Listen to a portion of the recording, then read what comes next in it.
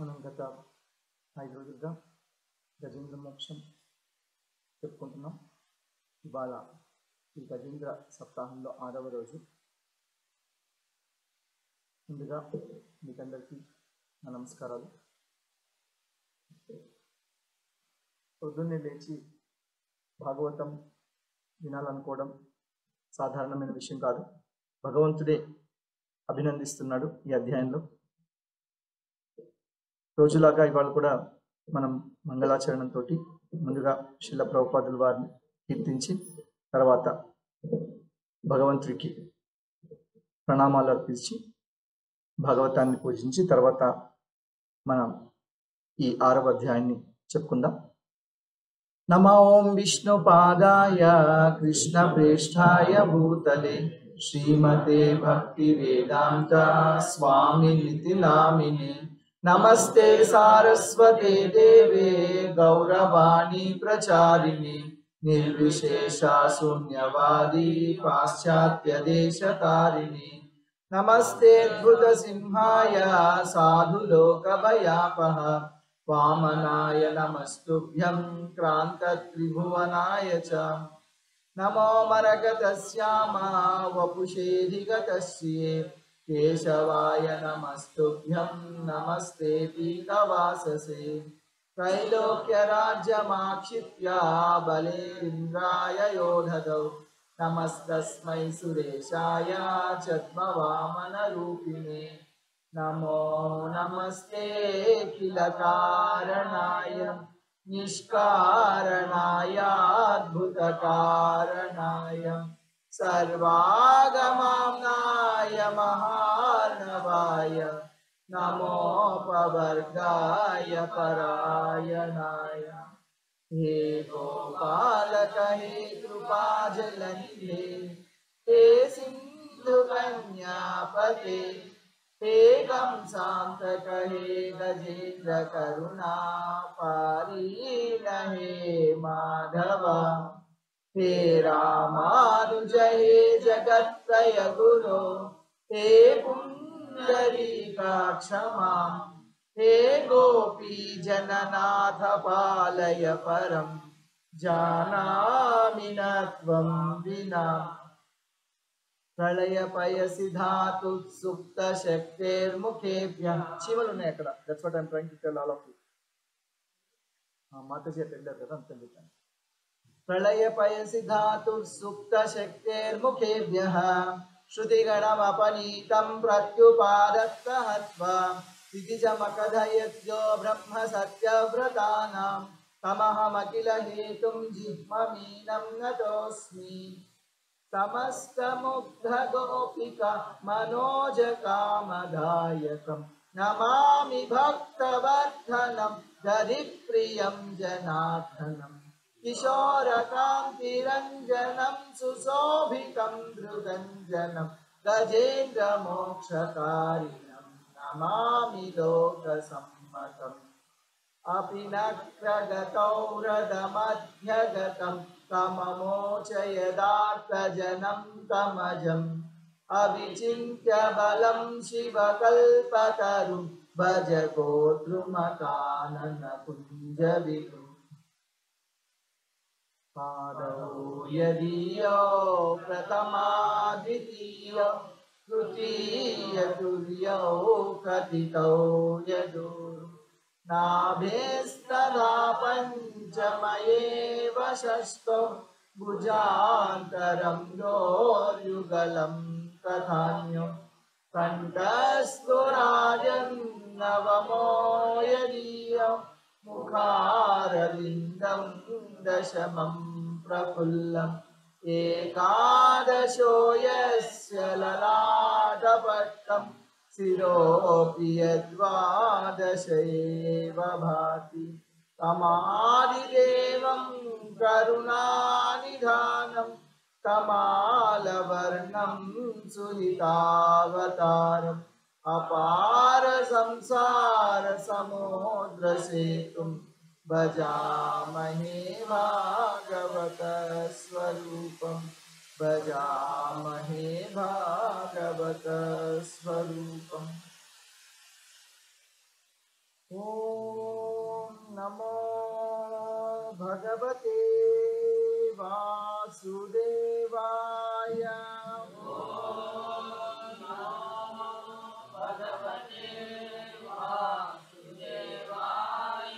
ఓం నమో భగవతే వాసుదేవాయ.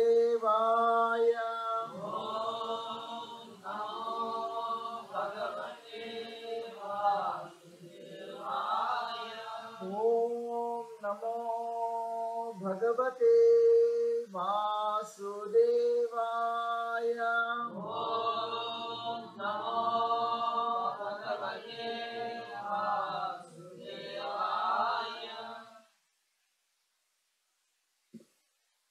అష్టమ స్కందంలో 24 అధ్యాయాలను 4 భాగాలుగా విభజించుకోవచ్చు. ఈ అధ్యాయం మొదటిది మన్వంతరాలు, గజేంద్ర మోక్షం, తర్వాత క్షీరసాగర మథనం, వామన అవతారం. ఈ గజేంద్ర మోక్షంలో చివరిదైన ఈ 4వ అధ్యాయం చెప్పుకుంటున్నాం. మన సప్తాహంలో 6వ భాగం 4వ అధ్యాయం. ఈ అధ్యాయం ముఖ్యంగా గజేంద్రుడి యొక్క పూర్వజన్మ వృత్తాంతాన్ని వివరిస్తోంది. తర్వాత ఫలశ్రుతి.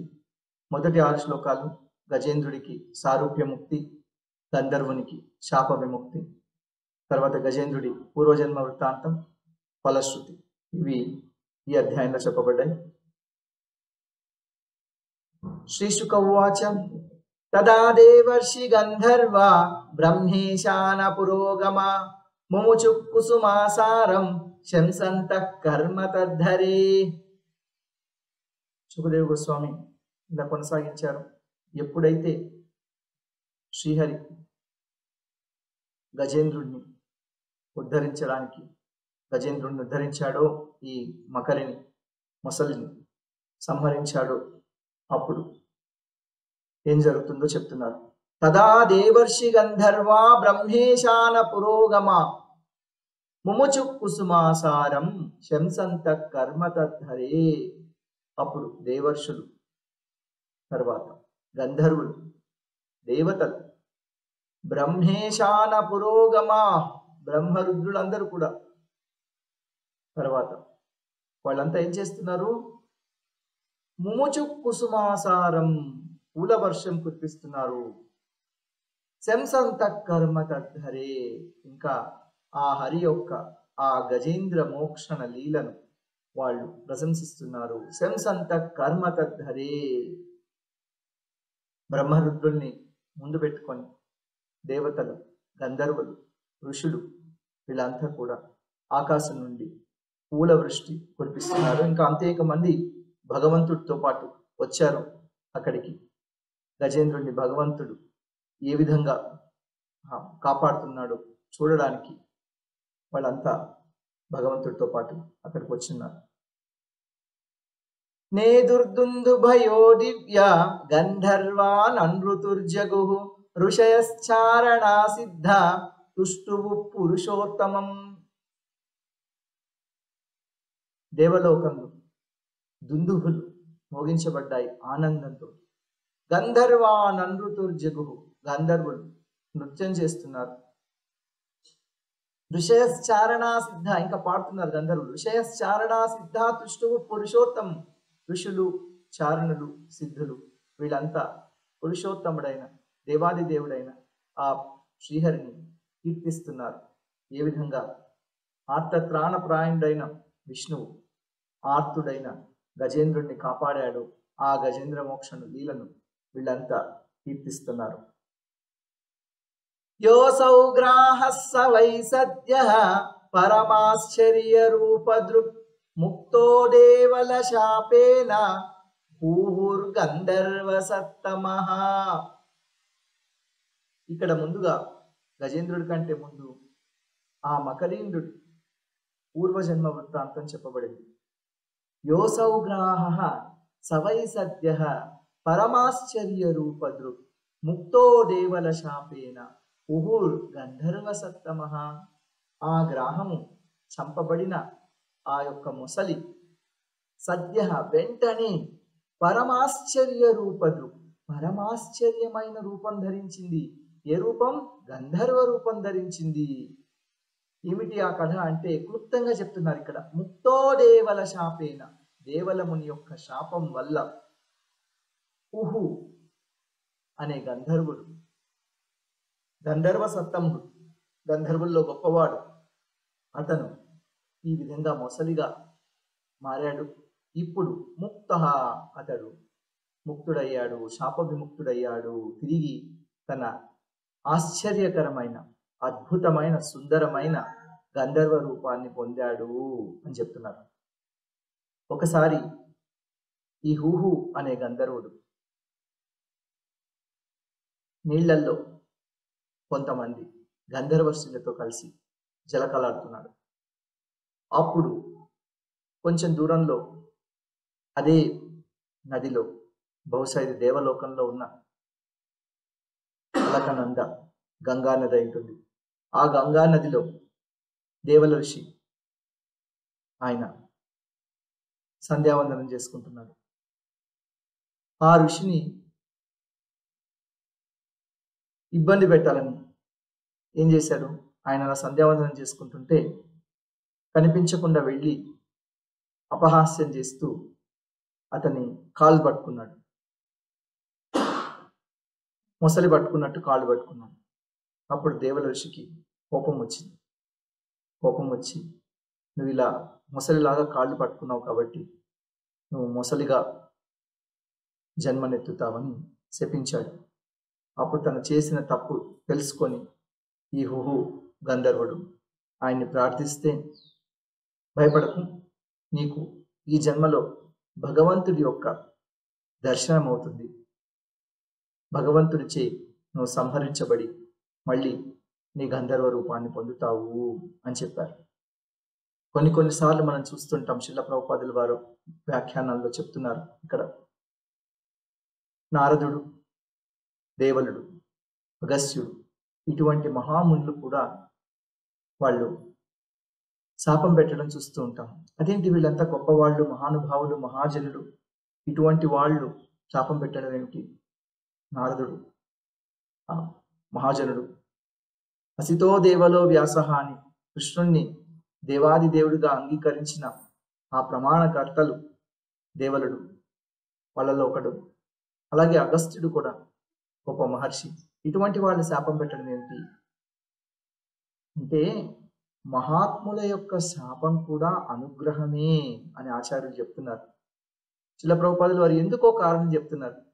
ఈ గంధర్వుడికి ఇంకా కొన్ని కోట్ల జన్మలు ఎత్తినప్పటికీ కూడా ఇతడు భగవంతుడి యొక్క దర్శనాన్ని చేసుకోలేడట.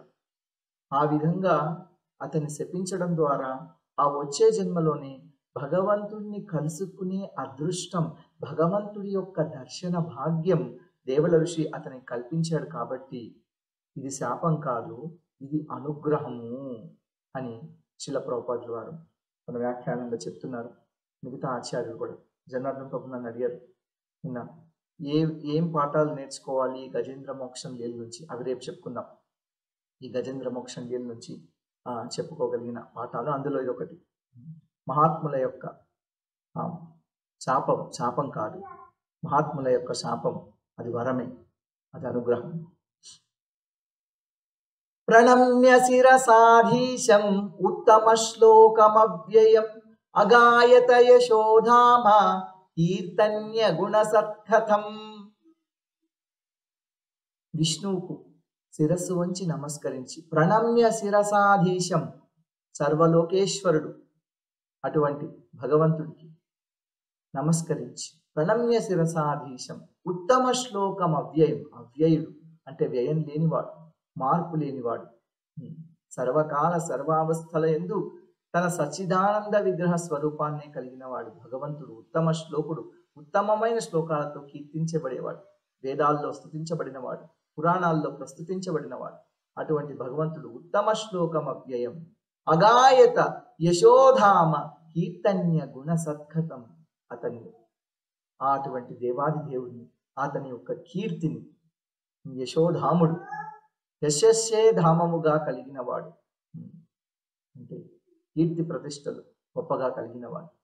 అటువంటి భగవంతుడిని చక్కగా కీర్తించి, ఆయన గుణగణాలను, ఆయన కథను కీర్తించి భగవంతుడి యొక్క అనుజ్ఞతోటి ఈ కుహు గంధర్వుడు మళ్ళీ తన గంధర్వ లోకానికి వెళ్ళాలనుకుంటున్నాడు. చూడండి, పూర్వజన్మలో ఈ హుహు గంధర్వుడు భక్తుడు కాదు. అతని భక్తి నిజానికి ఇప్పుడు మొదలైంది. అతనికి ఇంకా కోరిక ఉంది, గంధర్వ లోకానికి వెళ్ళాలి, మళ్ళీ తిరిగి తన వాళ్ళని కలుసుకోవాలి, మళ్ళీ అక్కడ భోగభాగ్యాలు అనుభవించాలి. అందుకే భగవంతుడు వాళ్ళని అక్కడికి పంపించాడు. ఎందుకంటే కోరికలు తీరే వరకు ఎవ్వరూ కూడా, భౌతికమైన కోరికలు తొలగిపోయే వరకు, కల్మషాలు పూర్తిగా నశించే వరకు వాళ్లకు వైకుంఠ ప్రాప్తి కలగదు. కానీ భగవంతుడి దర్శనమైంది, అదే చాలా గొప్ప విషయం. ఎన్నో కోట్ల సంవత్సరాల తర్వాత జరగాల్సింది ఇప్పుడే అయ్యింది అని శ్రీల ప్రభుపాదుల వారు చెప్తున్నారు. సోనుకంపిత ఈశేన పరిక్రమ్య ప్రణమ్యతం లోకస్య పశ్యతో లోకం సమగాన్ ముక్త కిల్భిషః. కిల్భిషాలంటే పాపాలు.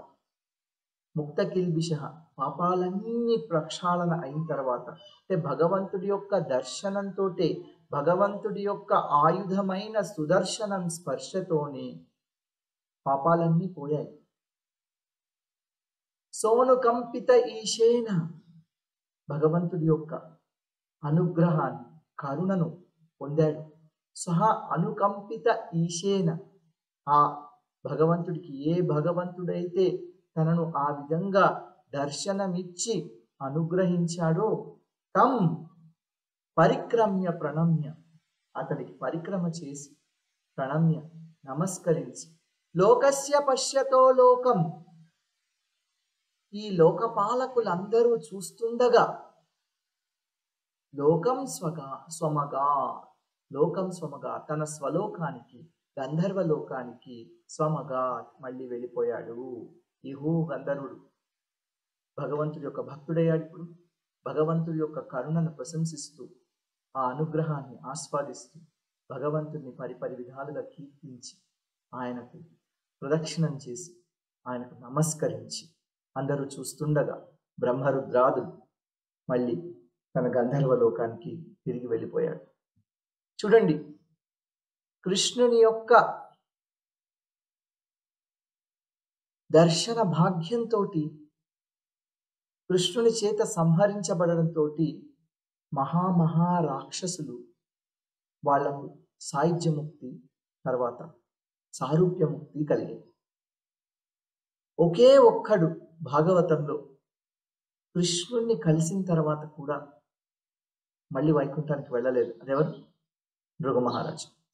మిగతా కృష్ణుడి కథలో మనం ఎవరి గురించి చెప్పుకున్నా వాళ్ళు మళ్ళీ వైకుంఠానికి వెళ్ళారు అని చెప్పబడుతున్నారు. నలకూవర మణిగ్రీవులు కూడా వెంటనే వెళ్ళలేదు, వాళ్ళు కూడా వాళ్ళ లోకానికి వెళ్ళారు తిరిగి. వాళ్ళు కూడా ఇలాగే యక్షులు కదా, కుబేరుడి పుత్రులు, వాళ్ళు కూడా ఇలాగే తప్ప వాళ్ళు వెళ్ళారు. కానీ తర్వాత ఇంకో చోట కథలో, పురాణంలో ఏం చెప్పబడుతుందంటే, వాళ్ళు వాళ్ళ లోకానికి వెళ్ళిన తర్వాత కూడా వాళ్ళు మళ్ళీ ఎప్పుడు ఇదివరకులాగా ప్రవర్తించలేదట. ఎప్పుడు వాళ్ళు భగవంతుడి యొక్క భక్తి చేస్తూనే మళ్ళీ కొంతకాలంలోనే తిరిగి వాళ్ళు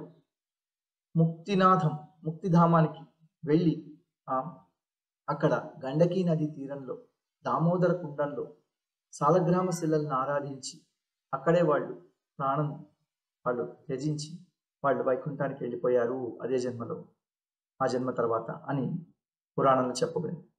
ఒకే ఒక్కడు వెళ్ళని వాడు ఎవడంటే నృగుడు. మళ్ళీ తన లోకానికి వెళ్ళాడు. అతనికి ఎంతసేపటికి తను చేసిన వేదోక్తమైన కర్మల యొక్క ఫలితాలు, ఆ కామ్య కర్మల యొక్క ఫలితాలు ఆస్వాదించాలనే కోరిక ఇంకా మిగిలింది కాబట్టి అతడు భగవంతుడిని చేరుకోలేదు. భగవంతుడి దర్శనమైనా కానీ, అంటే భగవంతుడి దర్శనం అది మహత్తరమైంది, కానీ అప్పటికీ అతనికి ఇంకా కూడా ఆ ధర్మ వాసనను అనుభవించాలనే తాపత్రయం ఉండడంతో భగవంతుడు అతని యొక్క హృదయం తెలుసుకొని అతను మళ్ళీ అదే లోకానికి పంపించాడు. అలాగే ఇక్కడ కూడా భూ గంధర్వుడికి భక్తి మొదలైనా కానీ ఇంకా కూడా ఆ కోరికలు ఉన్నాయన్నమాట. అందుకే మళ్ళీ భగవంతుడు అతని లోకానికి పంపించాడు. గజేంద్రుడు అదేమి లేకుండా, నాకు ఇదంతా వద్దు, నాకు నువ్వే దిక్కు, నన్ను ఉద్ధరించి, నాకు ప్రాణం నేను నిలుపుకోవాలనుకోవట్లేదు, నాకు ఈ భౌతికమైన జన్మ వద్దు, నాకు ఏమీ వద్దు, నువ్వే కావాలి అనుకునేవాడికి భగవంతుడు తనతో పాటు వైకుంఠానికి తీసుకువెళ్తాడు. గజేంద్రో భగవత్ స్పర్శాత్ విముక్తో జ్ఞానబంధనాత్ విముక్తః అజ్ఞానబంధనాత్ ప్రాప్తో భగవతో రూపం పీతవాసాశ్చతుర్భుజః. గజేంద్రుడు భగవంతుడి యొక్క స్పర్శ వల్ల, భగవంతుడు గజేంద్రుడిని పట్టుకొని లాగడము అనే నెపంతో అలా వచ్చి ఆయన కౌగిలించేసుకున్నట. గజేంద్రుడిని కౌగిలించుకొని బయటికి లాగాడు. నేను నీకున్నాను, నువ్వు ఏడవకు, దుఃఖించకు, మా శుచః అని చెప్తున్నాడు కదా వరదరాజస్వామి భగవద్గీతలో. భగవంతుడు మా శుచః అని చెప్పాడు కదా. సర్వధర్మాన్ పరిత్యజ్య మామేకం శరణం వ్రజ అహం త్వాం సర్వ పాపేభ్యో మోక్షయిష్యామి మా శుచః. అందుకే వరదరాజస్వామి చేయి మీద రాసి ఉంటుందట మా శుచః అని, దుఃఖించకు, నేనున్నాను అని. భగవంతుడి యొక్క కర స్పర్శ వల్ల గజేంద్రుడి యొక్క అజ్ఞాన బంధనాలు తొలగిపోయాయి. విముక్తుడయ్యాడు గజేంద్రుడు. అంటే దేహాత్మ బుద్ధి పోయింది. నేను శరీరాన్ని, నేను మనస్సును, నేను ఇంద్రియాలను, నేను బుద్ధిని, నేను అహంకారాన్ని అనే భావన తొలగిపోయి నేను ఆ భగవంతుడి యొక్క పాదదాసుని అనే స్వరూప జ్ఞానం గజేంద్రుడికి సిద్ధించింది. అప్పుడేమైంది? ప్రాప్తో భగవతో రూపం పీతవాసాశ్చతుర్భుజః.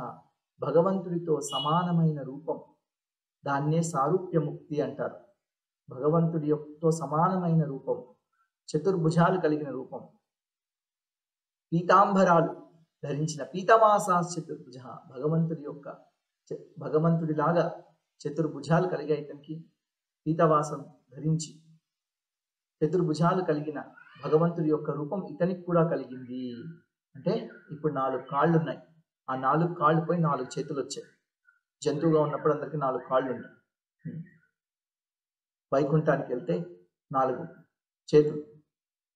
చేతులు వస్తాయి. ఇలా భగవంతుడిలాగా చతుర్భుజుడయ్యాడు. వైకుంఠానికి వెళ్ళడానికి భగవంతుడితో పాటు సిద్ధమయ్యాడు. భగవంతుడు స్వయంగా గజేంద్రుడిని వైకుంఠానికి తీసుకెళ్తున్నాడు. చూడండి, ఇప్పుడు సుఖదేవ గోస్వామి గజేంద్రుడి యొక్క పూర్వజన్మ వృత్తాంతం చెప్తున్నారు. సవై పూర్వమభూద్రాజ పాండ్యో ద్రవిడ సత్తమః ఇంద్రద్యుమ్న ఇతి ఖ్యాతో విష్ణువ్రతపరాయణః. సవై పూర్వం అభూత్ రాజా పాండ్యో ద్రవిడ సత్తమః. పూర్వజన్మలో ఇతడు ద్రవిడ దేశంలో గొప్ప రాజు, పాండ్య దేశానికి పరిపాలించిన గొప్ప రాజు అని చెప్తున్నారు. ఇంద్రద్యుమ్న ఇతి ఖ్యాతో, ఇంద్రద్యుమ్నుడని ప్రసిద్ధి చెందాడు, ఇంద్రద్యుమ్నుడని పేరుగాంచాడు. విష్ణువ్రత పరాయణ, విష్ణువ్రత పరాయణుడు అంటే భక్తి యోగాన్ని ఆచరిస్తున్న మహావైష్ణవుడు. ఇంద్రద్యుమ్నుడు సామాన్యమైన భక్తుడు కాదు, నిత్యము విష్ణు వ్రతంలో ఉన్న మహాభక్తుడు. సయేకదారాధన కాల ఆత్మవాన్ గృహీత మౌన వ్రత ఈశ్వరం హరిం జటాధరాస్తాపస ఆప్లుతోచ్యుతం సమర్చయామాస కులాచలాశ్రమః. ఆ కులాచలాశ్రమం అంటే మలయ పర్వతం దగ్గర ఆశ్రమాన్ని ఏర్పాటు చేసుకొని భగవంతుడిని పూజిస్తున్నాడు, మనస్సులో ధ్యానిస్తున్నాడు. అతడు ఏకదా ఒకసారి ఆరాధన సమయంలో ఆత్మవాన్ ధ్యాన నిమగ్నుడై గృహీత మౌనవ్రతాన్ని ధరించి జటాధర తాపస, జటాధరాలు తాపసి కదా, మొత్తం జటాధరులు ఉన్నాయి, జటలంతా పెరిగిపోయినాయి. ఈశ్వరం హరిం ఆప్లుతో అచ్యుతం సమర్చయామాస. పరమేశ్వరుడు దేవాదిదేవుడైన హరిని, అచ్యుతుణ్ణి, ఆప్లుత అంటే ప్రేమ పారవస్యంలో, సమర్చయామాస అర్చిస్తున్నాడు. అంటే భగవంతుణ్ణి తలుచుకుంటూ ప్రేమ పారవర్షంలో ఉన్నాడు ఇంద్రద్యుమ్నుడు. ఇంద్రద్యుమ్నుడు, భరతుడు ఇద్దరు గొప్ప రాజులు, ఇద్దరు విష్ణు భక్తులే. కానీ ఇద్దరు ఒక తప్పు చేశారు. ఏమిటి? మేము ఒక్కళ్ళమే భక్తి చేసుకోగలము, మిగతా వాళ్ళతో మాకు పని లేదు, సాంగత్యం లేకపోయినా భగవంతుడిని చేరుకోవచ్చు, ఏకాంతం భక్తికి మంచిది అనుకున్నారు. అక్కడే పొరపాటు పడ్డారు. భరతుడు ఆ జింకను చూసి వ్యామోహం చెంది పతితుడయ్యాడు. ఇంద్రద్యుమ్నుడు మహాభక్తుడు భాగవతోత్తముడైన అగస్త్యుణ్ణి అవమానించి నిరాదరించి పతితుడయ్యాడు. యదృచ్ఛయా తత్ర మహాయశాముని సమాగమచ్చిష్య గణై పరిశ్రితః తం వీక్ష్య తూష్ణీమకృతార్హణాధికం రహస్యుపాసీన మృషిశ్చుకోపః. యదృచ్ఛయ, యాదృచ్ఛికంగా అంటే అయాచితంగా, దైవాధీనంగా, యథేచ్ఛగా, తన ఇష్టానుసారంగా, తత్ర అక్కడికి, మహాయశాముని, యశస్సుడైన గొప్ప కీర్తి కలిగిన ముని అగస్త్యముని, శిష్యగణై పరిశ్రిత, అనేక మంది శిష్యులతో పరివేష్టితుడై, సమాగమ శిష్యగణై పరిశ్రిత, శిష్య పరివృతుడై అక్కడికి వచ్చాడు. ఇంద్రద్యుమ్నుని చూశాడు. తం వీక్ష తూష్ణీం అకృతార్హణాధికం రహస్యుపాసీనం ఋషిశ్చుకోపః. తం వీక్ష, అతన్ని చూసి ఎలా ఉన్నాడు అతను? తూష్ణీం, మౌనంగా ఉన్నాడు. చూడండి, శమీకముని కూడా పరీక్షిత్తు వచ్చినప్పుడు ధ్యానంలో ఉన్నాడు. ఇంద్రద్యుమ్నుడు కూడా ధ్యానంలో ఉన్నాడు అగస్త్యుడు వచ్చినప్పుడు.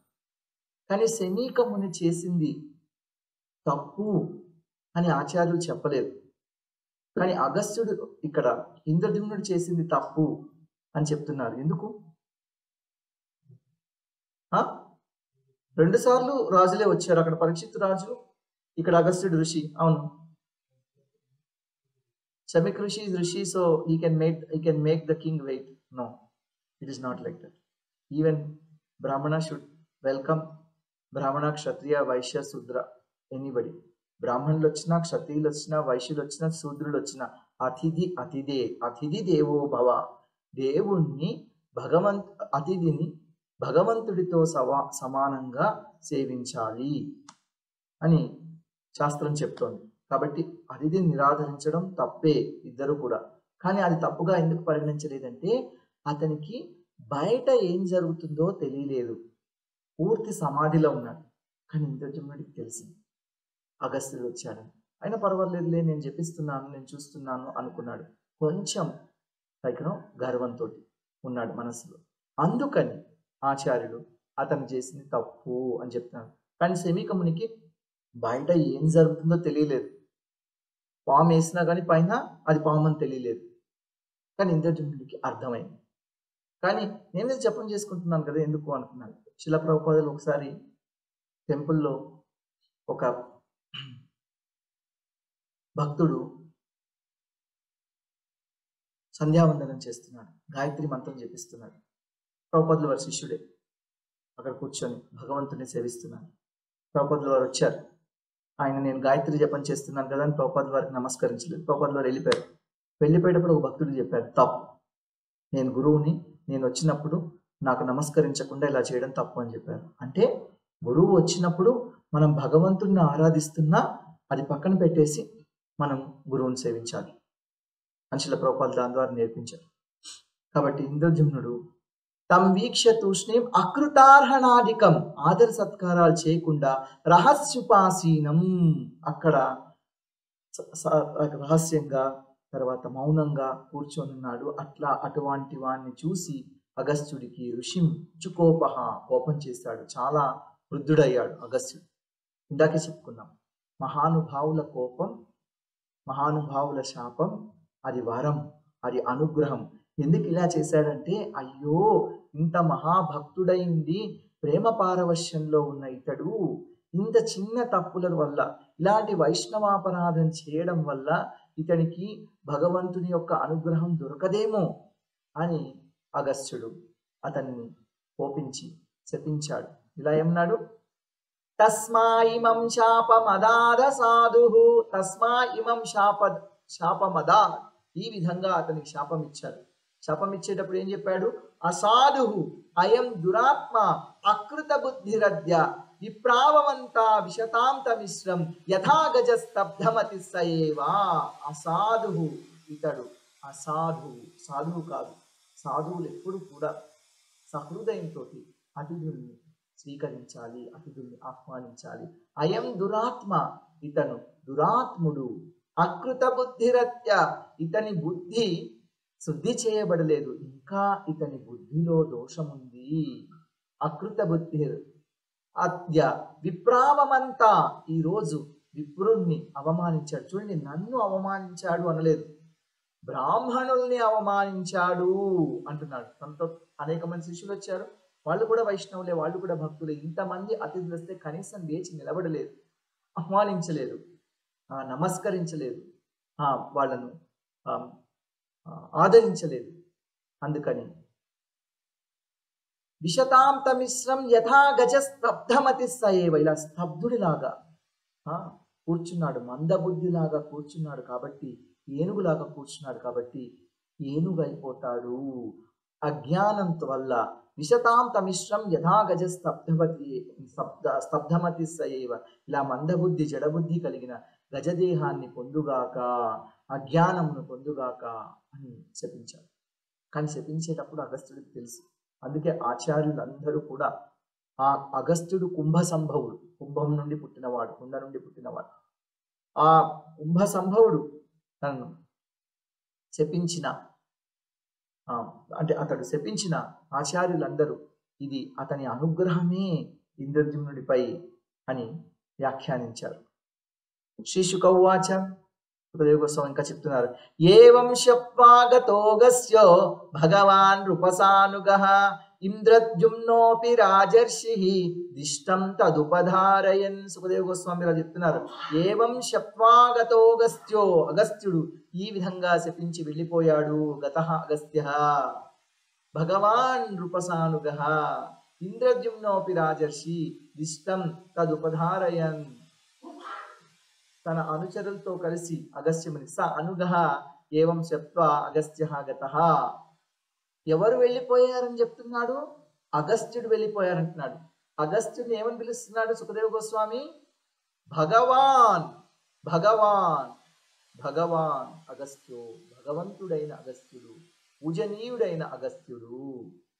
అగస్త్యుడు తప్పు చేసి వెళ్ళిపోవట్లేదు. చూడండి, ఎవరి మీదైనా మనకు కోపం వస్తే ఆ కోపాన్ని మనము,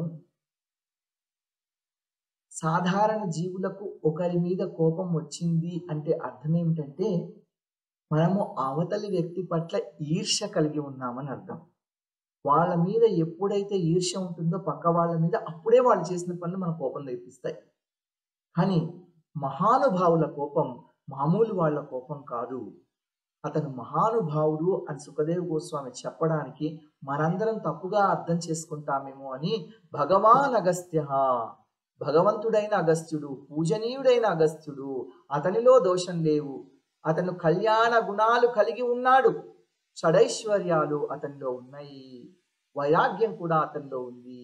కాకపోతే ఒక రాజు, ఒక భక్తుడు తనని ఆదరించకపోతే అతనికి కోపం రాదు, ఎందుకంటే అగస్త్యుడు మూర్తి భవించిన వైరాగ్యం.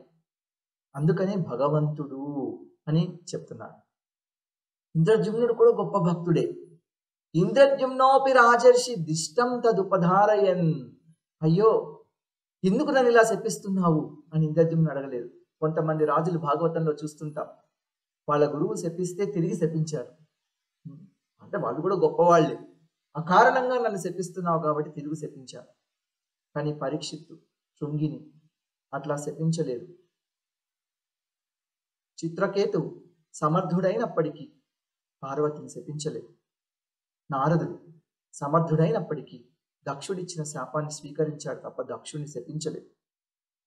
సాక్షాత్తు దేవాది దేవుడు కృష్ణుడు గాంధారి శాపాన్ని ఆనందంగా అంగీకరించాడు. కాబట్టి దీన్ని బట్టి మనకేం తెలుస్తుంది? భాగవతంలో ఒక శ్లోకం ఉంది, శమీకరుడు చెప్తాడు. ఫస్ట్ లైన్, తిరస్కృత విప్రలబ్ధ శప్తా క్షిప్తా హత అపి నాస్య తత్ ప్రతికుర్వంతి తద్భక్త ప్రభవోపి.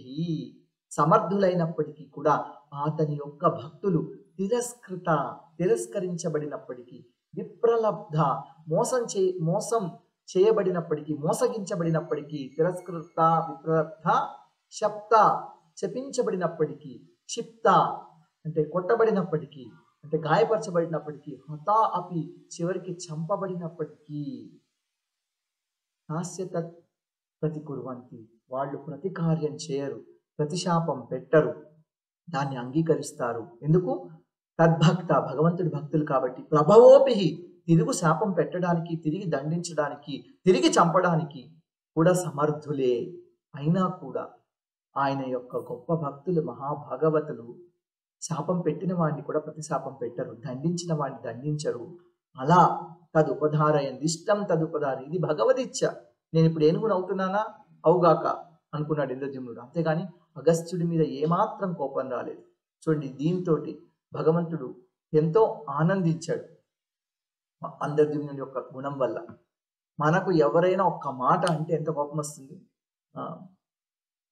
ఆపన్న కౌంజరీం యోనిం ఆత్మశ్రుతి వినాశనీం హర్యర్చానుభావేన యద్గజత్వేప్యనుస్మృతి.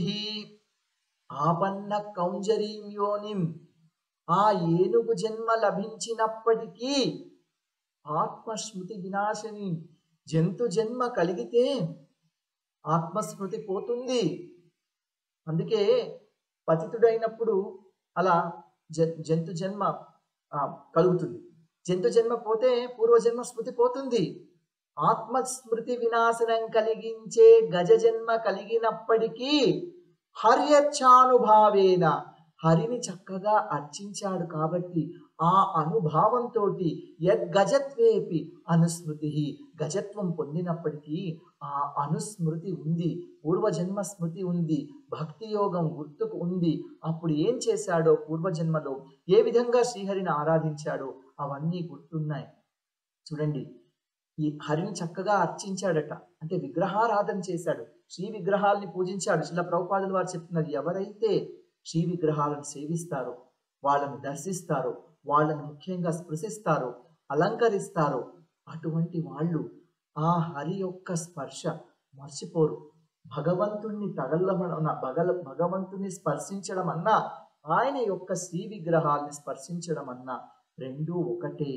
దీంతో ఎవరైతే ఇలా చేస్తారో పూర్వజన్మలో చేసినప్పటికీ ఈ జన్మలో వాళ్లకు భగవంతుడు గుర్తుకు వస్తాడు, ఆ భక్తి యోగం గుర్తుకు వస్తుంది.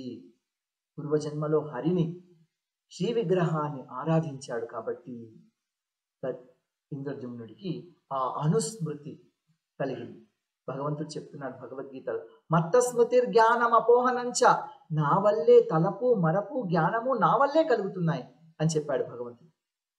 ఇప్పుడు చూడండి, భగవంతుడి యొక్క అనుగ్రహం వల్ల ఏనుగ్గా జన్మించినప్పటికీ, జంతువుగా జన్మించినప్పటికీ కూడా పూర్వజన్మ స్మృతి ఇంద్రజిమ్నుడికి కలిగింది. ఏవం విమోక్ష గజయూథపమబ్జనాభః తేనాపి పార్షద గతిం గమితేన యుక్తః గంధర్వ సిద్ధ విబుధైరుపగీయమాన కర్మాద్భుతం స్వభవనం గరుడాసనోగాత్. ఏవం విమోక్ష, గజేంద్రుని విడిపించాడు, గజయూథపం. ఆ అబ్జనాభుడు, అమలనాభుడు, పద్మనాభుడు, అటువంటి దేవాది దేవుడు ఈ గజరాజును, గజేంద్రుణ్ణి, కరీంద్రుణ్ణి, నాగేంద్రుణ్ణి, ఇతన్ని ఇభేంద్రుణ్ణి విడిపించాడు. విడిపించడం మకరి నుండే కాదు, మోహం నుండి, మాయ నుండి, సంసారం నుండి, భౌతిక ప్రపంచం నుండి, పాపాల నుండి, అన్ని కల్మషాల నుండి విముక్తుణ్ణి చేశాడు. తేనాపి పార్షద గతిం గమితేన యుక్తః, తన యొక్క పార్షదుణ్ణి చేసుకున్నాడు భగవంతుడు, సారూప్య ముక్తి ఇచ్చాడు. గజేంద్రుని తనతో పాటు తీసుకెళ్తున్నాడు. చూడండి, ఎంతో మంది భక్తుల్ని మనం చూసాం. వాళ్ళు చివరిలో వాళ్ళు వైకుంఠానికి వెళ్తారు, విష్ణుదూతలు వచ్చి వాళ్ళని తీసుకెళ్తారు. భగవంతుడు స్వయంగా గజేంద్రుని తీసుకెళ్తున్నాడు తనతో పాటు. మొత్తం వైకుంఠంలో ఆబాల గోపాలం అంతా వచ్చారు అని చెప్తున్నారు ఆచార్యుడు. వాళ్ళందరూ చూస్తుండగా, వాళ్ళందరిని చూస్తుండగా వాళ్ళందరితో పాటు గజేంద్రుని తీసుకెళ్తున్నారు భగవంతుడు. గంధర్వ సిద్ధ విబుధైరుపగీయమాన కర్మాద్భుతం స్వభవనం గరుడాసనుడై భగవంతుడు. గంధర్వులు, సిద్ధులు, విబుధులు అంటే దేవతలు, ఉపగీయమాన కర్మాద్భుతం, ఈ గజేంద్ర మోక్షణ లీలను ఉపగీయమానం, గీయమానం అంటే కీర్తించడం, ఉపగీయమానం అంటున్నాడు. ఉపసర్గ, ఉప అనేది ఉపసర్గ. ఉపగీయమానం ఎంతో చక్కగా మృదు మధురంగా కీర్తిస్తుంటే భగవంతుడు గరుడాసనంపై కూర్చొని గజేంద్రుడిని స్వయంగా వైకుంఠానికి తీసుకువెళ్ళాడు. ఎంత అద్భుతం ఈ లీల! కర్మాద్భుతము ఉపగీయమాన గంధర్వ సిద్ధ విబుధై, గంధర్వులు, సిద్ధులు, దేవతలు దీన్ని కీర్తిస్తున్నారు. ఎంత అదృష్టవంతుడు గజేంద్రుడని. ఇప్పుడు భగవంతుడు ఆ వెళ్లే ముందు, వెళ్ళిపోయాడు అని చెప్పారు. ఇప్పుడు ఆ వెళ్లే ముందు ఏం చెప్పాడో భగవంతుడు గజేంద్రుడికి అది ఇక్కడ చెప్తున్నారు. అది ఫలశ్రుతి. ఏతన్మహారాజ తవేరితో మయా కృష్ణానుభావో గజరాజ మోక్షణం స్వర్గం యశస్యం కలికల్మషాపహం దుస్వప్ననాశం కురువర్య శృణ్వతాం. ఓ మహారాజా, ఓ మహారాజా, కురువర్య, కురుశ్రేష్ఠ, ఏతన్ మహారాజ తవేరితో మయా కృష్ణానుభావో గజరాజ మోక్షణం. గజేంద్రుణ్ణి ఉద్ధరించే సమయంలో పరమాద్భుతమైన ఆ దేవాది దేవుడి యొక్క శక్తిని, లీలాశక్తిని నేను ఇప్పుడు నీకు వర్ణించాను. స్వర్గం ఇది స్వర్గలోకాన్ని కలిగిస్తుంది. యశస్సు కలిగిస్తుంది, ఎవరు విన్నా చెప్పినా కూడా. కలికల్మషాపహం, కలికల్మషాలన్నింటినీ నశింపజేస్తుంది. దుస్వప్ననాశం, విశ్వప్నాలన్నీ పోగొడుతుంది ఈ గజేంద్ర మోక్షణ లీల. యథానుకీర్తయంచేత శ్రేయస్కామా ద్విజాతయః శుచయ ప్రాతరుత్థాయ దుస్వప్నాజుపశాంతయే. ఎవరైతే శ్రేయస్సు కోరుకునేవాళ్ళు, శ్రేయస్సు అంటే తక్షణ తృప్తి, like an instant pizza, like an instant coffee, అది శ్రేయస్ అంటే లాంగ్ టర్మ్ బెనిఫిట్. శ్రేయస్కామా ద్విజాతయః, ద్విజాతులందరూ బ్రాహ్మణులు, క్షత్రియులు, వైశ్యులు, ముఖ్యంగా బ్రాహ్మణులు, వైష్ణవులు.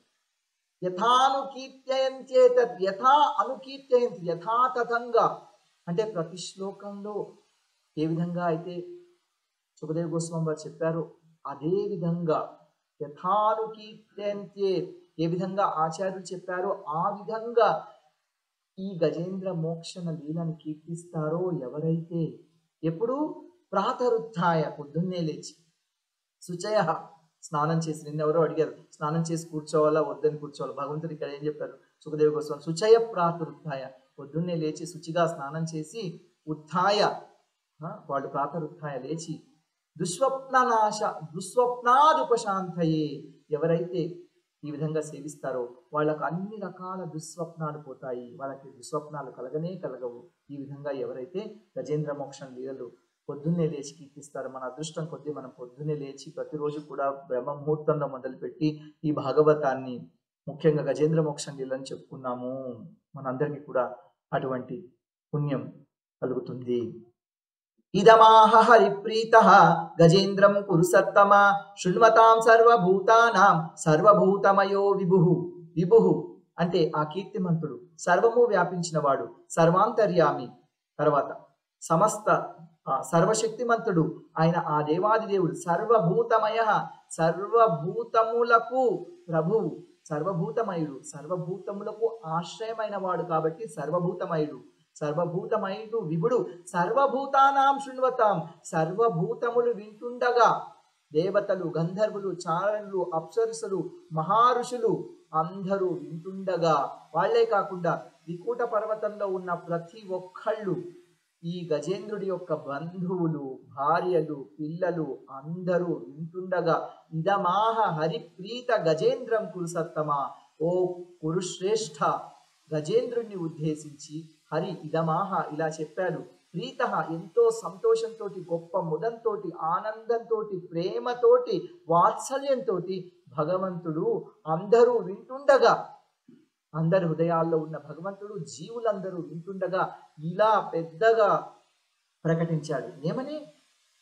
శ్రీ భగవాను వాచ ఏ మాం త్వాం చ సరశ్చేదం గిరికందర కాననం దేత్రకీచక వేణూనాం గుల్మాని సురపాఢపాన్. కేవలం గజేంద్రుణ్ణే కాదు, నన్నే కాదు, గజేంద్ర మోక్షణ లీలకు సంబంధించిన ప్రతి ఒక్క దాన్ని, దానిలో ఏం గుర్తుకు తెచ్చుకున్నా వాళ్ళకు కూడా మోక్షం లభిస్తుందని చెప్తున్నాడు భగవద్గీత. ఏ మాం త్వాం చ సరశ్చేదం, నిన్ను నన్ను, అంతేకాదు ఈ సరస్సును, ఋతుమతోద్యానాన్ని, గిరికందర కాననం ఈ అరణ్యాన్ని, ఈ కూట పర్వతాన్ని, దేత్రకీచక వేణునాం కాదు, ఇక్కడున్న ఏ చెట్టునైనా, ఏ వెదురు చెట్టునైనా, గుల్మాని సురపాదం, ఇక్కడున్న దేవతా వృక్షాల్లో ఏ వృక్షం స్మరించినా సరే భగవంతుడు చెప్తున్నాడు. మరి సుఖదేవ గోస్వామి గారు ఆయన ఎందుకు త్రికూట పర్వతాన్ని అంతగా వర్ణించాడు? ప్రతి చెట్టు ప్రతి పువ్వు ఎందుకు చెప్పాడు అంటే, భగవంతుడు ఏం చెప్తున్నాడంటే, ఏ చెట్టుని ఏ పువ్వును అక్కడ ఏం తలుచుకున్నా కూడా వాళ్ళకు కూడా వైకుంఠం కలుగుతుంది అని చెప్పాడు. అందుకని అంత వివరంగా, అంత చక్కగా, లేకపోతే ఇంత పెద్ద లిస్ట్ ఎందుకు? గజేంద్రుడి కథనేమో తొందరగా ముగించేసి త్రికూట పర్వతాన్ని ఇంతగా ఎందుకు వర్ణించారు? భగవంతుడు చెప్తున్నాడు, ఈ త్రికూట పర్వతాన్ని, ఈ శృంగాల్ని, ఈ సరస్సును, ఈ చెట్లను, ఈ నదిని ఏం తలుచుకున్నా ఇక్కడ దీన్ని వాళ్ళకు కూడా వైకుంఠం కలుగుతుంది, ఎందుకంటే గజేంద్ర మోక్షం నీళ్ళు అక్కడ జరిగింది కాబట్టి అని. శృంగాని మాని ధిష్యాని బ్రహ్మణో మే శివసచ, బ్రహ్మని శివుడు ఎందుకు? వాళ్ళు అక్కడికి వచ్చారు కాబట్టి. క్షీరోదం మే ప్రియం ధామ శ్వేతద్వీపం చ భాస్వరం, నా పరమ ప్రియమైన శ్వేతద్వీపాన్ని, క్షీరసాగరాన్ని, అంటే ఆ క్షీరసాగరం ఒడ్డున శ్వేతద్వీపం నుంచి వచ్చాడు భగవంతుడు, అక్కడి నుంచి దాన్ని తలుచుకున్నా కూడా వాళ్ళకు కూడా వైకుంఠం కలుగుతుంది. ఇంకా శ్రీవత్సం కౌస్తుభామాలం గదం కౌమోదకీ మమ సుదర్శనం పాంచజన్యం సుపర్ణం పతగేశ్వరం, ఇదిగో నా శ్రీవత్సాన్ని, నా కౌస్తుభాన్ని, ఈ వనమాలని, నా కౌమోదికి గదని చూపిస్తున్నాడు, నా సుదర్శనాన్ని, నా పాంచజన్యాన్ని, ఇదిగో పతగేశ్వరుడు, ఈ గరుత్మంతుణ్ణి, వీళ్ళని ఎవరిని తలుచుకున్నా కూడా వీళ్ళు వైకుంఠానికి వస్తారు. ఎందుకు? వీళ్ళందరూ గజేంద్ర మోక్షణ లీల సంబంధించిన వాళ్ళు. ఇంకా శేషం చమత్కలాం సూక్ష్మాం శ్రియం దేవీమదాశ్రియం బ్రహ్మాణం నారదం ఋషింభవం ప్రహ్లాదమేవచ, నా కళ, నా అంశ అయిన ఇదిగో ఈ అనంతశేషుడు, ఆయన కూడా వచ్చేసాడట భగవంతుడితో పాటు. శ్రియం దేవి మదాశ్రయం, నన్ను ఆశ్రయించిన ఇదిగో ఈ లక్ష్మీదేవి, బ్రహ్మాణం బ్రహ్మదేవుణ్ణి, తర్వాత నారదం నారదముని, భవం శివుడిని, ప్రహ్లాదమేవచ, అయ్యో ప్రహ్లాదుడు ఎక్కడండి వచ్చాడు? ప్రహ్లాదుడు ఇంకా పుట్టలేదు కదా, మనం 4వ మన్వంతరంలో ఉన్నాం కదా, 6వ మన్వంతరంలో కదా ప్రహ్లాదుడు పుట్టారు అనుకుంటారేమో. ప్రహ్లాదుడు భగవంతుడి యొక్క నిత్య పార్షదుడు, ప్రహ్లాదుడు కూడా వచ్చాడు అని చెప్తున్నారు. మత్స్యకూర్మవరాహాద్యై అవతారై కృతాని మే కర్మాణ్యనంత పుణ్యాని సూర్యం సోమం హుతాశనం. మత్స్యకూర్మవరాహావతారాలు పుణ్యప్రధానైన, పుణ్యదాయకులైన నా అపరిమిత శుభకర్మలను, సూర్యుడిని, చంద్రుని, అగ్ని. ఇక్కడ మళ్ళీ ఒక ప్రశ్న రావాలి, మత్స్యావతారం ఇంకా జరగలేదు కదండి అంటే, ఒకసారి జరిగింది ఆది మత్స్యావతారం. కూర్మావతారం ఇంకా జరగలేదు కదండి, తర్వాత అధ్యాయంలో చెప్పుకుంటున్నాం కదా మనం, 6వ మన్వంతరంలో సముద్ర మథనం, ఇదివరకు ఒకసారి వచ్చాడు ఆది కూర్మావతారం. వరాహస్వామి అలా కూడా, వరాహస్వామి కూడా ఇదివరకు ఒకసారి వచ్చారు, 2 సార్లు కూడా అయిపోయింది. కాబట్టి ఆ వాళ్ళ గురించి ఎందుకు చెప్తున్నాడు ఇప్పుడు అంటే, జీవగోస్వామి చెప్తున్నాడు, మత్స్య కూర్మ వరాహాద్యై అవతారైకృతాని. అక్కడికి వచ్చారు కదా గంధర్వులు, వాళ్ళందరూ ఈ మత్స్య కూర్మ వరాహ అవతారాలు కూడా స్తుతిస్తున్నారట పాటల్లో. అందుకని ఆయన మత్స్య కూర్మ వరాహ అవతారాలు చెప్తున్నారు ఇక్కడ. కర్మాణ్యనంత పుణ్యాని సూర్యం సోమం హుతాసం, సూర్యుడు, చంద్రుడు, అగ్ని, వాళ్ళు కూడా వచ్చారు. అందుకని వాళ్ళ గురించి. ప్రణవం సత్యం అవ్యక్తం గోవిప్రాన్ ధర్మమవ్యయం దాక్షాయిని ధర్మపత్ని సోమకస్య పయోరపి. ఓంకారాన్ని, పరతత్వాన్ని, అవ్యక్తం అంటే మహత్తత్వాన్ని, గో విప్రాన్ ధర్మం అవ్యయం, గో బ్రాహ్మణులను ధర్మం అవ్యయం, అవ్యయమైన ధర్మం. ఏమిటి అవ్యయమైన ధర్మం? భగవద్గీత చెప్తోంది, రాజవిద్యా రాజగుహ్యం పవిత్రమిదముత్తమం ప్రత్యక్షాభాగమం ధర్మ్యం సుసుఖం కర్తుం అవ్యయం. సుసుఖం కర్తుం అవ్యయం, ఆ అవ్యయమైన ధర్మ్యం అది భక్తి యోగము అని రాశారు శిల ప్రభుపాదుల వారు ఇక్కడ. ధర్మం అవ్యయం. దాక్షాయిణి ధర్మపత్ని సోమ కశ్యపయోరపి, కశ్యపుడు భార్యలైన దక్షతనయులు, దక్షుని పుత్రికలు, అలాగే చంద్రుడి భార్యలైన దక్షుని పుత్రికలు, అశ్వని భరణి ఇత్యాది నక్షత్రాలందరూ, వాళ్ళందరినీ కూడా, ఎందుకంటే వాళ్ళందరూ చూస్తున్నారు, వస్తున్నారు, పూల వర్షం కురిపిస్తున్నారు కాబట్టి వాళ్ళు కూడా గజేంద్ర మోక్షణ లీలను సంబంధించిన వాళ్ళే. మామూలుగా మనం చంద్రుడిని సూర్యుడిని పూజిస్తే మనకు మోక్షం రాదండి. ఈ లీలకు సంబంధించి మనం చంద్రుడిని సూర్యుడిని అగ్నిని గుర్తుకు తెచ్చుకుంటే, గంగాం సరస్వతీం నందాం కాళిందీం సితవారణం ధ్రువం బ్రహ్మ ఋషిం తప్త పుణ్యశ్లోకాంశ మానవాన్. గంగా నది, సరస్వతీ నది, నందా, కాళింది, సితవారణం అంటే ఐరావత గజం. బ్రహ్మ, ఈ ఐరావత గజం, ఎందుకు ఐరావత గజం చెప్తున్నారు? ఇప్పుడు ఇంద్రుడు వచ్చాడు అనుకోవచ్చు, ఈ ఐరావతం కూడా ఈ గజేంద్రుని చూసి ఆశ్చర్యపోయిందట. ఏనుగుల్లో గొప్పది నేను భగవంతుడి విభూతిని ఐరావతం అనుకుంటుంది కదా, 1000 సంవత్సరాలలో యుద్ధం చేసింది, ఇంట్లో ఉంది అని ఈ గజేంద్రుడి యొక్క శక్తి సామర్థ్యం, గజేంద్రుడు నడుస్తుంటే త్రికూట పర్వతం అంతా వణికిపోతుందట కదా, అది చూసి ఆశ్చర్యపోయి చూడడానికి వచ్చారట ఐరావతం. అందుకని ఐరావతం కూడా. గంగా అంటే చెప్పాను కదా, దేవలోకంలో ఈ గంగా నదిలోనే అలకనందలోనే ఆ భూహు గంధర్వుడు స్నానం చేస్తారు. ఇలా ప్రతి ఒక్కదానికి ఎందుకు వాళ్ళ పేర్లు చెప్పారు అని జీవగోస్వామి వారు చెప్పారు. గంగాం సరస్వతి నందాం కాళిందీం సితవారణం ధ్రువం బ్రహ్మ ఋషీన్ సప్త, బ్రహ్మ ఋషీన్ సప్త, సప్త బ్రహ్మ ఋషులు, పుణ్యశ్లోకాంశ మానవులు. ధ్రువం, ధ్రువుడు కూడా. ధ్రువుడు కూడా ఎందుకు ధ్రువుడు? ధ్రువుడు కల్పాంతం వరకు ఇంకా వైకుంఠంలోనే ఉంటాడు. వైకుంఠ వాసులందరూ వచ్చారు కాబట్టి ధ్రువుడు కూడా వచ్చాడు అంటున్నారు. ఉత్థాయాపరరాత్రాంతే ప్రయాతస్సు సమాహిత స్మరంతి మమ రూపాణి ముచ్యంతే తేంహసోకిల. ఏ మానవులు తెల్లవారుజామునే లేచి రాత్రి చివర్లో అత్యంతమైన శ్రద్ధతోటి సుసమాహిత ఏకాగ్ర చిత్తులై ఇవన్నీ స్మరిస్తారో వాళ్ళు సమస్త పాపాల నుండి ముక్తులవుతారు. అంటే గజేంద్ర మోక్షణ లీలకు సంబంధించిన ఏ ఒక్క వస్తువునైనా, విషయాన్నైనా, వ్యక్తినైనా మనం స్మరిస్తే వాళ్ళు పాపాల నుండి విముక్తులవుతారు, వైకుంఠానికి వెళ్తారు అంటున్నాడు భగవంతుడు. ఏ మాంస్తు అంత్యేనాంగ ప్రతిబుద్ధ్య నిశాత్యే తేషాం ప్రాణాత్య ఏ చాహం దదాతి విపులాం గతిం. తెల్లవారుజామున మేల్కొని నీవు చేసిన స్తోత్రంతో నన్ను స్తుతించే వారికి అంత్యకాలంలో నేను ఆధ్యాత్మిక జగత్తులో శాశ్వతమైన నివాసం ఇస్తాను, వాళ్ళు వైకుంఠాన్ని తీసుకెళ్తాను. ఎవరైతే ఈ గజేంద్ర మోక్షల్యాన్ని స్మరించుకుంటారో, ముఖ్యంగా ఆ స్తోత్రాన్ని చదువుతారో, రేపు అందరం కలిసి చదువుకుందాం. రేపు let's get the printouts. So class ముందు మనం చదువుకుందాం. వాళ్ళందరికీ వైకుంఠం కలుగుతుంది. ఆఖరి శ్లోకం. శిశుకౌవాచ ఇత్యాదిశ్య హృషీకేశః ప్రాద్భాయ జలజోత్తమం హర్షయన్ విబుధానీకం ఆరురోహ ఖగారిపం. ఈ విధంగా ఉపదేశం చేసి బ్రహ్మాది దేవతలకు ఆనందం కలిగిస్తూ పాంచజన్యం పూరిస్తూ గరుత్మంతుణ్ణి అధిరోహించి భగవంతుడు వైకుంఠానికి వెళ్ళాడు. నిత్యం నివసతు హృదయే చైతన్యాత్మా మురారిర్నః నిరవధ్యో నిర్వృతిమాన్ గజపతిరనుకంపయా యస్య. యా ద్రౌపదీ పరిత్రాణే యా గజేంద్రస్య మోక్షణే మయ్యర్థే కరుణామూర్తే సాత్వరా క్వగతా హరే. ఓం సర్వే భవంతు సుఖినః సర్వే సంతు నిరామయాః సర్వే భద్రాణి పశ్యంతు మా కశ్చిద్ దుఃఖభాగ్ భవేత్. ఓం శాంతి శాంతి శాంతి. హరే కృష్ణ. ఇప్పుడు ఎవరికైనా ఏమైనా ప్రశ్నలు ఉంటే అడగవచ్చు.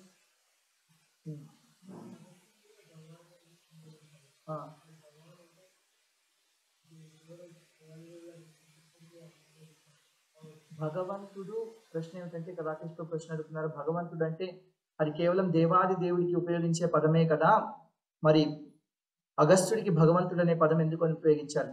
మనం భాగవతం చూస్తే భగవంతుడు అనే పదం అనేక మందికి ఉపయోగించారు. భగవద్గీతలో భగవంతుడు అంటే కృష్ణుడికే భగవాన్ అనే పదం ప్రయోగించి, భాగవతంలో మాత్రం అనేక మంది గొప్ప ఋషులకు, నారదమునికి, అగస్త్యుడికి, ఆ తర్వాత బ్రహ్మకు, శివుడికి, ఇంకా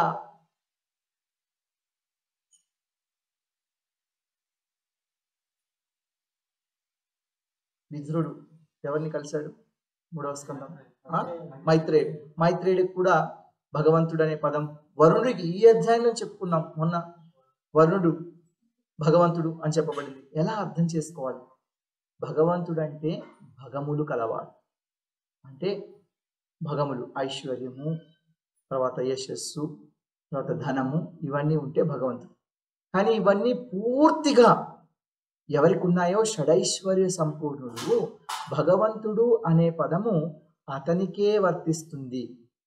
ఒకసారి సుఖదేవ్ గోస్వామి వారు అంటే అనేక మందిని భగవంతుడు అంటే వాళ్ళు గొప్పవాళ్ళు, ధనవంతులు అని చెప్పుకుంటాం కదా, ఐశ్వర్యములు కలవాళ్ళు, వాళ్ళందరికీ కొంచెం కొంచెం ఉన్నాయన్నమాట ఐశ్వర్యాలు, కానీ భగవంతుడిలో పూర్తిగా ఉన్నాయి. కాబట్టి భగవంతుడు అనే పదం దేవాది దేవుడైన కృష్ణుడికే సముచితమైంది.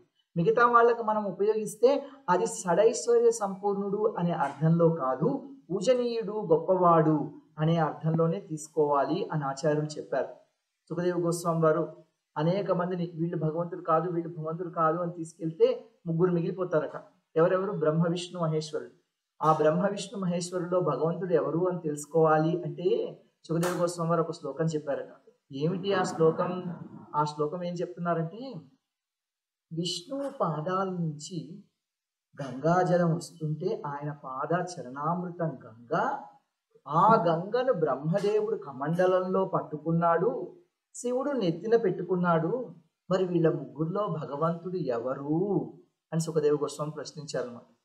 ఆయన కాళ్ళ దగ్గర నుంచి వచ్చే గంగాజలాన్ని కమండలంలో పట్టుకున్నాడు, ఇంటికి తీసుకువెళ్తున్నాడు అంటే బ్రహ్మదేవుడు భగవంతుడు కాదు. ఆ జలాన్ని తీసుకొని నెత్తిన పెట్టుకున్నాడు అంటే శివుడు భగవంతుడు కాదు. వీళ్ళ ముగ్గురులో భగవంతుడు ఎవరు అని అడుగుతున్నారు. 19వ అధ్యాయంలో వస్తుంది ఒక శ్లోకం, 119. భగవంతుడు దేవాది దేవుడు కృష్ణుడే, కానీ భగవంతుడు అనే పదం పూజనీయుడు అనే అర్థంలో అనేక మందికి కొన్ని సార్లు ప్రయోగించబడింది. హరే కృష్ణ ప్రభుజీ.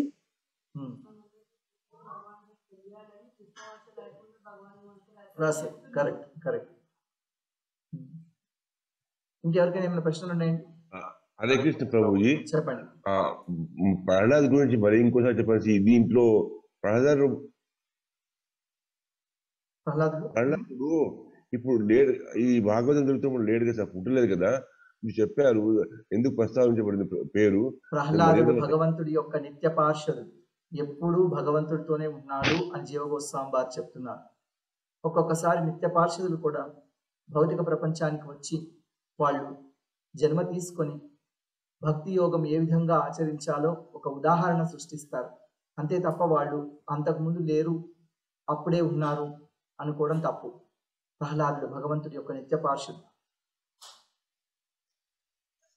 హరే కృష్ణ ప్రభుజీ. హరే కృష్ణ ప్రభుజీ, ఇప్పుడు గురువు గారు వచ్చినప్పుడు మనం ధ్యానం గాని జపం గాని చేసినప్పుడు ఖచ్చితంగా మనము నమస్కరించాలి అన్నారు. ఇప్పుడు అతిథి వచ్చినప్పుడు మనం ఎలాగా మనం ప్రవర్తించాలి? మనం ధ్యానం గాని అది చేస్తున్నప్పుడు అతిథి వస్తే వాళ్ళని ఇంటికి వస్తే అలా వాళ్ళు బెల్ కొడుతూ ఉంటే మనం లోపల కూర్చొని ధ్యానం చేసుకుంటే బాగుంటది కదా, లోపల రాకుండా వెళ్ళిపోతారు కదా, వాళ్ళని కూడా సాధారణంగా ఆహ్వానించాలి. కానీ ఒక్కొక్కసారి అతిథులు చాలా మంది వస్తూ ఉంటారు, అప్పుడు మనం కొంచెం జాగ్రత్తగా ప్రవర్తించాలి. హరే కృష్ణ ప్రభుజీ. చెప్పండి. హరే కృష్ణ ప్రభుజీ. చెప్పండి సాయిరామ్.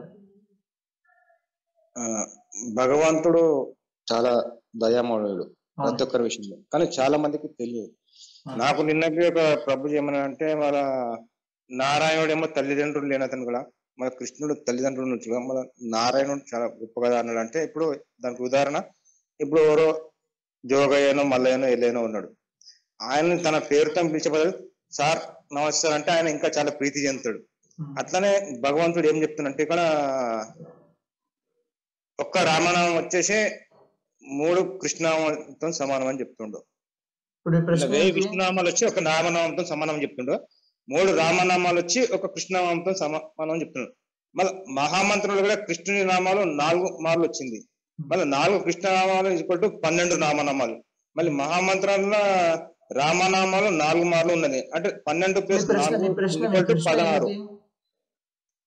అంటే భగవంతుని కృష్ణనామంతో పిలిస్తే ఆయన ఇంకా చాలా సంతోషిస్తాడు. ఆయనకు ఎక్కువ నామాలు చేసిన వీలు అనేది ఉంటుంది. ఎందుకంటే ఒక మాల 108 టైమ్స్ మాల చేస్తే అది 17,28,000 సార్లు విష్ణునామాన్ని పలికిన. మ్యాథమెటిక్స్ లెక్కలు వేరు, కెమిస్ట్రీ వేరు. భక్తి యోగంలో లెక్కల కంటే కూడా కెమిస్ట్రీ చాలా ఇంపార్టెంట్. ఎన్నిసార్లు జపించామనేది కాదు ఇంపార్టెంట్, ఎంత ఆర్తితోటి భగవంతుడిని పిలిచాము అనేదే ఇంపార్టెంట్. అంటే భగవంతుడి మన యొక్క భావనను భగవంతుడు అర్థం చేసుకోగలడు. కాబట్టి ఈ లెక్కలని చెప్పకండి, ఇన్నిసార్లు అయితే ఇది, ఇన్నిసార్లు అయితే ఇది, ఎన్నిసార్లు అయితే ఇది. కొన్ని వేల సార్లు మనం జపం చేయొచ్చు, కానీ భగవంతుని చేరుకోలేకపోవచ్చు. ఒక్కసారి భగవంతుడిని ఆర్తితో పిలవచ్చు. నారాయణ అఖిల గురో భగవన్ నమస్తే అని గజేంద్రుడు ఒక్కసారి ఆర్తిగా పిలిచాడు, భగవంతుడు స్వయంగా వచ్చాడు. కాబట్టి ఆర్తి తీవ్రత అది ముఖ్యం తప్ప ఎన్నిసార్లు జపం చేశాము అనేది ముఖ్యం కాదు. కానీ ఆచార్యులు మనకు కనీసం 16 మాలలు ప్రతిరోజు జపం చేయమన్నారు. కాబట్టి మనం జపం చేస్తాం అంతే. హరే కృష్ణ. ఇంకెవరికైనా హరే కృష్ణ ప్రభుజీ. హరే కృష్ణ. ఇప్పుడు మనల్ని కామ క్రోధ లోభ మోహాలు జయించాలి, భగవంతుడు మాకి దగ్గర అవ్వాలి అంటే అంటారు కదా ప్రభుజీ. ప్రతి ఋషి ప్రతి ముని శాపం పెట్టడం, కోపం తెచ్చుకోవడం ఇదే కనిపిస్తుంది కదా ప్రభుజీ. అది వాళ్ళ పరిస్థితి, అంటే వాళ్ళ పరిస్థితి ఏ పరిస్థితిలో ఉన్నారు అన్నది కూడా వాళ్ళకి తెలుస్తుంది. తెలిసి కూడా ఎందుకు శాపం ఇస్తారు అన్నది కొంచెం చెప్పండి ప్రభుజీ. అరిషడ్ వర్గాలు జయించాలంటున్నారు కదా. అరిషడ్ వర్గాలంటే కామ క్రోధ లోభ మోహ మద మాత్సర్యాలు. అరిషడ్ వర్గాల్లో కోపం కూడా ఒకటి కదా. చాలా మంది మహర్షులు ఇలా ఎన్నోసార్లు కోపంతో శాపం పెట్టారని మనకు కనిపిస్తోంది, మనం వింటున్నాము. మరి వాళ్ళు అరిషడ్ వర్గాలను జయిస్తే వాళ్ళ కోపం రాకూడదు కదా అని అడుగుతున్నారు. దాని గురించి చెప్పండి. ఇందాక చెప్పుకున్నాం మనం, ఈ కోపం సాధారణమైన కోపం కాదు. మనకు వేరే వాళ్ళ మీద కోపం ఎందుకు వస్తుందంటే వాళ్ళ మీద ద్వేషం ఉంటేనే వాళ్ళ మీద మనకు కోపం వస్తుంది. ఈర్ష్య అసూయ వాళ్ళ మీద ఉంటే అప్పుడే మనకు కోపం వస్తుంది. కానీ అటువంటివి ఏం లేవు అగస్త్యుడికి కానీ నారదుడికి కానీ. ఎందుకంటే ఎంతో మంది వాళ్ళకు శాపం పెట్టినప్పుడు, నారదమునికి దక్షుడు శాపం పెట్టినప్పుడు నారదమునికి కోపం రాలేదు. ఆయన ప్రతి శాపం ఇవ్వలేదు దక్షుడికి. నన్ను ఒక చోట ఇల్లు లేని వాడుగా ఉండాలంటున్నావు కదా, అలాగే తిరుగుతూనే ఉంటాను ఆనందంగా అని వెళ్ళిపోయాడు. అలాగే మరి ఎందుకు వీళ్ళని కోపం పెడుతున్నారు, వీళ్ళపై కోపం చేశారు, వీళ్ళకి శాపం పెట్టారు అంటే ఉద్ధరించడానికే, వాళ్ళని ఉద్ధరించడానికే. అంటే భగవంతుడి ప్రేరణతోటి భగవంతుడి యొక్క అనుయాయులు, అంటే భగవంతుడి యొక్క అనుచరులు, భగవంతుడి యొక్క సేవకులు బద్ధజీవుల్ని ఉద్ధరించడానికే భగవంతుడితో ప్రేరితులై అలా కోపగిస్తారు. ఎందుకంటే ఇందాక చెప్పారు శిల ప్రభుపాదుల వారు, ఒకవేళ దేవల ఋషి కుహు గంధర్వుణ్ణి శపించకపోయినట్లయితే అతనికి ఇంకా 1,000,000 సంవత్సరాల వరకు భగవంతుడి యొక్క దర్శన భాగ్యం కలిగేది కాదు అని.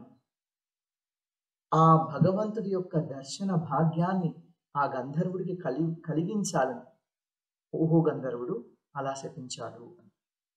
కాబట్టి వాళ్ళ కోపం మన కోపం లాంటిది కాదు. మనకు తన కోపమే తన శత్రువు. వాళ్ళ కోపం వరం, మన కోపం నరకానికి దారితీస్తుంది. ద్వారం నాశనం. చెప్పండి. ధన్యవాదాలు. హరే కృష్ణ. ఇప్పుడు మనం జపం చేద్దాం. ఇంకేమైనా ప్రశ్న ఉంటే రేపు చర్చించుకుందాం. ఇప్పటికే ఆలస్యం అయిపోయింది. హరే కృష్ణ ప్రభుజీ. ప్రణామాలు, ధన్యవాదాలు ప్రభుజీ, చాలా బాగా చెప్పారు ప్రభుజీ.